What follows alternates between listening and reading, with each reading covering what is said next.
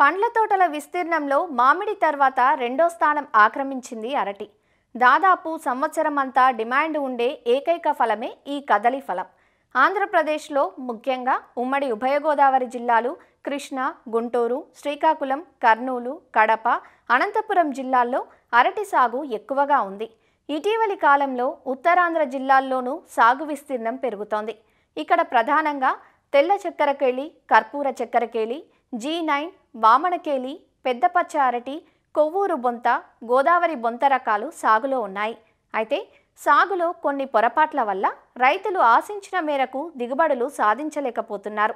సరైన సాంద్రతలో మొక్కలు నాటుకోవడం, అలానే ఎరువులను సూచించిన మోతాదులో అందించడం వంటి యాజమాన్య పద్ధతుల ద్వారా అధిక దిగుబడులు సాధించవచ్చంటూ వివరాలు తెలియజేస్తున్నారు ఆచార్య ఎన్జీ రంగా వ్యవసాయ విశ్వవిద్యాలయం, పార్వతీపురం, మన్యం జిల్లా, రస్తకుంటబాయి కృషి విజ్ఞాన కేంద్రం ఉద్యాన శాస్త్రవేత్త ఎస్ శ్రీనివాసరాజు. అరటి మన రాష్ట్రంలో ఎక్కువగా సాగు చేయబడుతున్న ప్రధానమైన పంట. ఈ అరటి మన ఆంధ్ర రాష్ట్రంలో 3 క్లస్టర్స్గా మనకి డివైడ్ చేయడం జరిగింది ఈ అరటిని.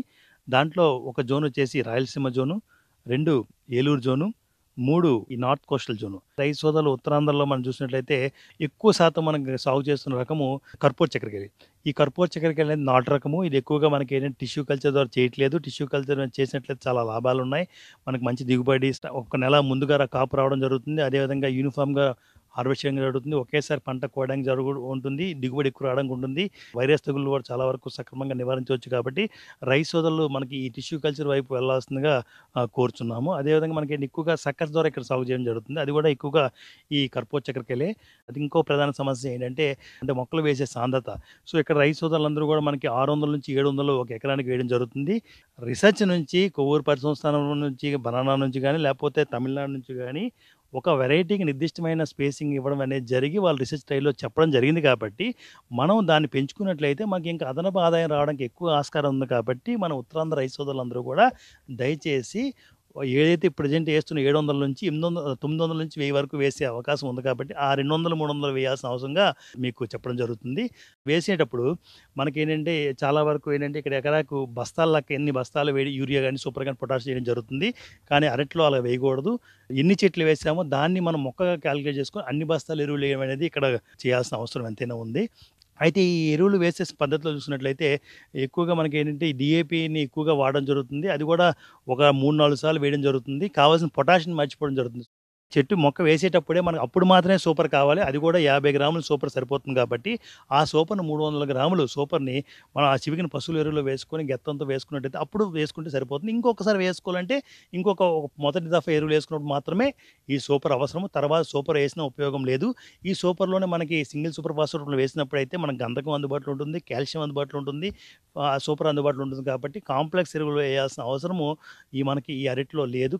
దానివల్ల ఖర్చు పెరిగిపోయి మనకి ఏదైతే కావాలో అది వేయడం మానేసి కొత్త వేయడం వల్ల మనకి ఎటువంటి ఉపయోగం లేదని చెప్పి రైతు సోదరులు గమనించవలసిందిగా కోరుచున్నాను.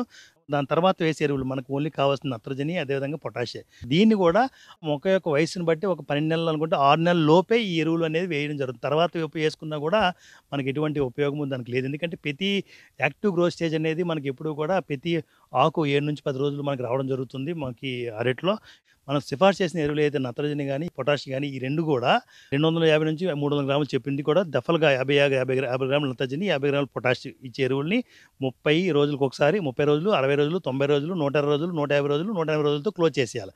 తర్వాత వేసుకున్నా దానికి ఎటువంటి ఉపయోగం లేదు. కాబట్టి దాన్ని ఆ విధంగా వేసుకున్నట్లయితే మనకు మొక్కకి చాలా అందుబాటులో ఉంటుంది.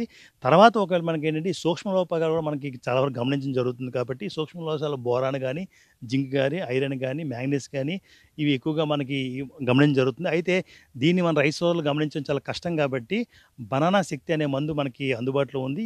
ఎప్పుడైతే మనకు బంచ్ బయటకు వస్తుందో అప్పుడు మనం లేదా చెట్టు వయసుని బట్టి 5 నెలలకు ఒకసారి, 7 నెలలకు ఒకసారి వేసినట్లయితే ఈ సంపూర్ణ సూక్ష్మ పోషకాలు ఉండడం వల్ల మనకి సూక్ష్మ పోషకాలు ఏవైతే కావాలో అవి కూడా దానికి ఇవ్వడం జరుగుతుంది. దాంతోపాటు ఏంటంటే ఈ గెల బయటకు వచ్చిన తర్వాత పొటాషియం సల్ఫేట్ అనే మందును కూడా మనకి ఒక 2 సార్లు 15 రోజుల వ్యవధిలో సుమారు ఒక 5 నుంచి 10 గ్రాములు పొటాషియం సల్ఫేట్ మనం వేసుకొని పిచికారీ చేసుకున్నట్లయితే నాణ్యమైన అరటి కాయలు కానీ, లేకపోతే సైజు కానీ ఇలా మంచి హస్తాలతో కూడి మంచి దిగుబడి రావడానికి ఎక్కువ ఆస్కారం ఉంది. కాబట్టి ఈ విధంగా ఎరువుల యాజమాన్యం సరైన టైంలో చేపట్టాలని చెప్పి కోరుతున్నాను.